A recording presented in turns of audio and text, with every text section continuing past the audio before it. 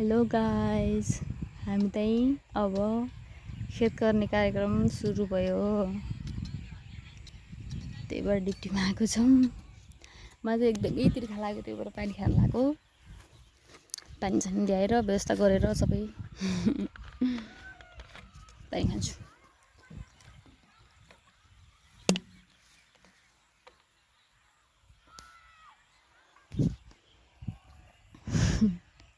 यत्रो गइसक्यौँ त्यहाँसम्म।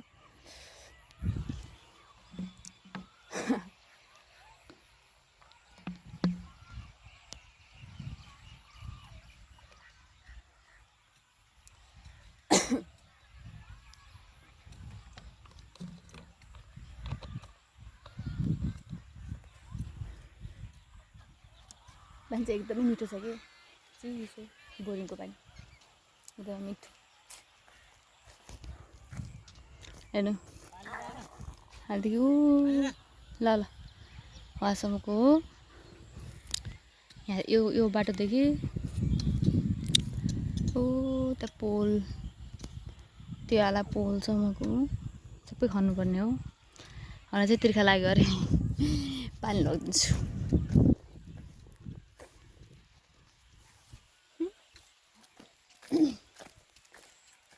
तर चाहिँ पानी लास्टै मिठो छ।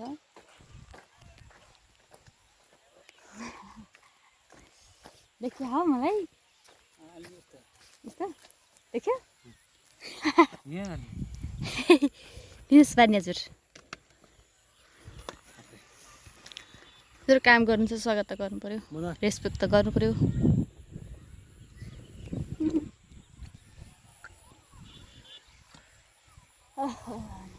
मिठो छैन त्यो ऊ के जारको पानी खाने गरेर चाहिँ।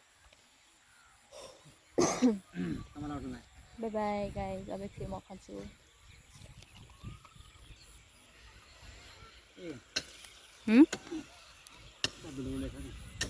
यस्तो छ यहाँ, गाह्रो छ। बढी काम गरी खाना गाह्रो छ गाइस, के गर्नु भन्नु न। तर राम्रो छ है हाम्रो भ्यू, के कस्तो राम्रो वा। त्यस्तो धेरै बस्ती पनि छैन कि यतातिर, हल्का हल्का माथितिर चाहिँ त माथितिर हल्का छ, त साइडतिर चाहिँ अलि बढी छ। हल्का यो साइड चाहिँ पुरै खिच्छन् कि यस्तो। Okay by. ठुला लगा ठुला भएन, खाना मात्रै गर्ने कि कहिले राम्रो लगाउने।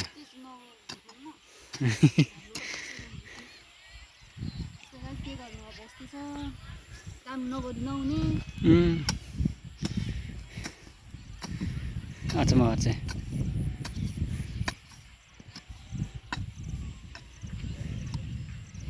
एउटा मात्रै लगा, यही बेला एउटा मात्रै हुन्छ कि जति बेला पनि दुईवटा गरेर बनाएर लाने है। यो गरेर यहाँ नजिक एउटा गरेर बनाउनुपर्छ। यति बेला त काफी, भोलि आएर त्यो दुईवटा गरेर बनाइन्छ, त्यसपछि भ्याइन्छ। ल म त बन्द गरेँ है। सो गाइस, हेर्नु अब हामीले यस्तो अँध्यारो भइसक्यो, देख्न सक्नुहुन्छ। कति बजे हेर्नु न, 7:35 भइसक्यो। हामी यहाँ खन्दैछौँ।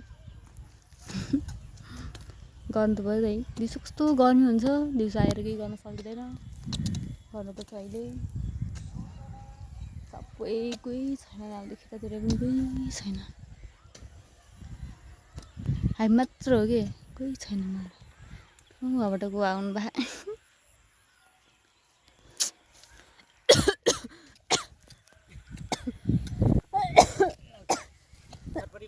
कसले गाली गर्यो मलाई, कसले गाली गर्यो गाइस, हेर्नु मलाई एक्कासी यस्तो भयो।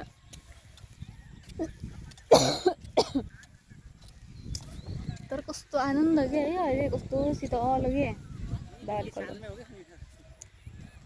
त नि, त्यही त भएन नि। अहिले कस्तो शीतल आनन्द, यस्तो गर्मी। अब 9 बजी यसो अनि 9 बजीसम्म खानु नि खानासाना बनाउनु परेन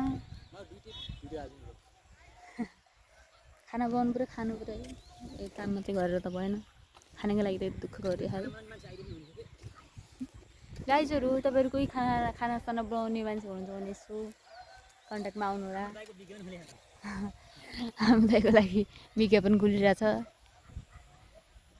सकेसम्म 2-3 जना भए पनि हुन्छ नत्र 1 जना भए पनि हुन्छ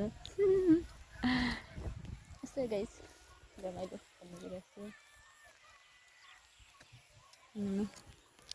कहिले होला हेर्नु घर हेर्नु न सपना है हजुरहरूको पनि सपना छ होला त्यस्तो नि कस्तो भा के पुरै क्यामेरा हेर्नु कस्तो आएको त के गर्नु यस्तै छ अब यस्तो अँध्यारो भइसक्यो नि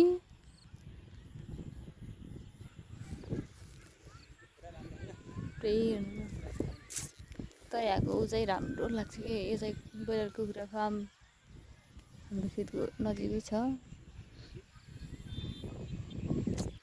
तर चाहिँ राम्रो हुने कि खानु पर्यो छिटो मैले चाहिँ आफ्नो चाहिँ राखिहाल्छु तर पल्लोबाट भिडियो गरेर गरेछु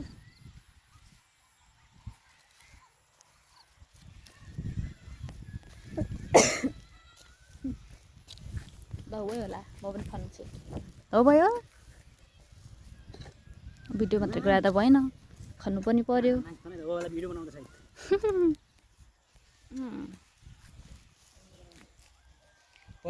म अब एकछिन म काम गर्छु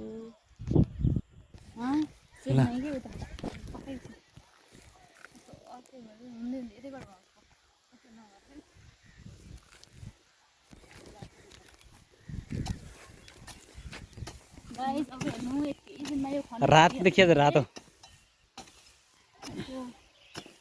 रातिको 8-9 बजीसम्म काम गरियो बनाउने मान्छे कोही छैन गएर बनाएर खानुपर्ने हो पुरा अँध्यारो भइसकेको छ अहिले त अलि वरपर तान सानो भयो